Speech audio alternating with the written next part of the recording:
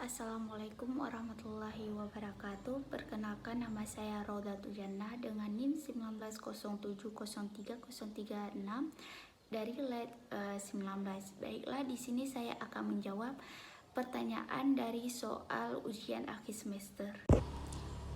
Baiklah, soal yang pertama yaitu apakah perbedaan antara ekosistem rawa dan ekosistem waduk? Jawabannya yaitu ekosistem dapat kita ketahui bahwa hubungan timbal balik antara makhluk hidup dengan lingkungannya. Rawa adalah lahan genangan air secara ilmiah yang terjadi terus-menerus atau musiman akibat khusus secara fisika, kimiawi, dan biologis. Waduk adalah danau alam atau danau buatan, kolam penyimpanan atau pembendungan sungai yang bertujuan untuk menyimpan air. Soal yang kedua yaitu hulu dan hilir sebagai memiliki ekosistem yang sama. Apakah benar? Jelaskan lebih lanjut. Jawaban saya yaitu tidak. Hulu adalah bagian sungai yang terletak di daerah pegunungan atau perbukitan. Hulu adalah awal mula aliran sungai. Air yang mengalir di hulu biasanya lebih jernih. Bagian hilir atau muara sungai adalah ujung akhir aliran sungai. Biasanya bagian hilir mengalirkan air sungai ke laut. Soal yang ketiga yaitu mangrove dapat mengurangi sebaran limbah di perairan. Apakah benar? Jelaskan lebih lanjut. Jawabannya yaitu iya. Hutan mangrove adalah salah satu jenis hutan yang banyak ditemukan pada kawasan muara dengan struktur tanah rawa atau padat. Mangrove menjadi salah satu solusi yang sangat penting untuk mengatasi berbagai jenis masalah lingkungan, terutama untuk mengatasi kerusakan lingkungan yang disebabkan oleh rusaknya habitat untuk hewan.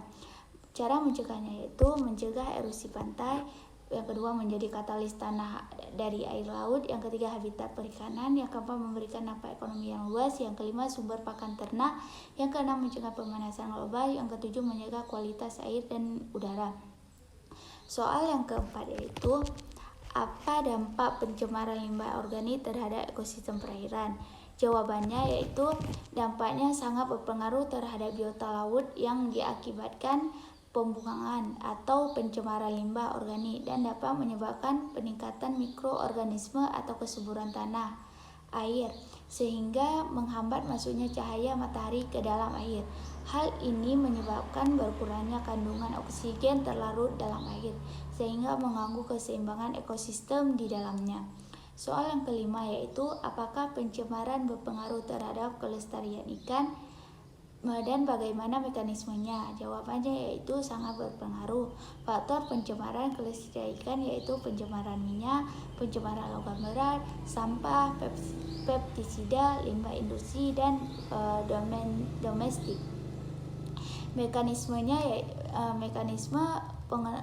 penanggulangan kelestarian ikan yang harus dilakukan yaitu yang pertama, pengaruh kerusakan pantai akibat pencemaran umumnya dapat ditanggulangi secara cepat. Tetapi lain halnya apabila hal tersebut terjadi di lautan bebas. Yang kedua, hal yang memprihatinkan adalah karena bahan-bahan pencemaran tersebut secara pelan tetapi pasti akan tertumpuk di laut. Yang ketiga, dalam keadaan ekstrim akan meracuni fitoplankton atau sebagai produsen utama di dalam sistem rantai makanan yang terjadi di laut atau di laut bebas. Hancurnya organisme ini akan membuat laut menjadi semakin tidak subur. Sekian jawaban pertanyaan dari ujian akhir semester saya. Lebih dan kurang saya minta maaf. Wassalamualaikum warahmatullahi wabarakatuh.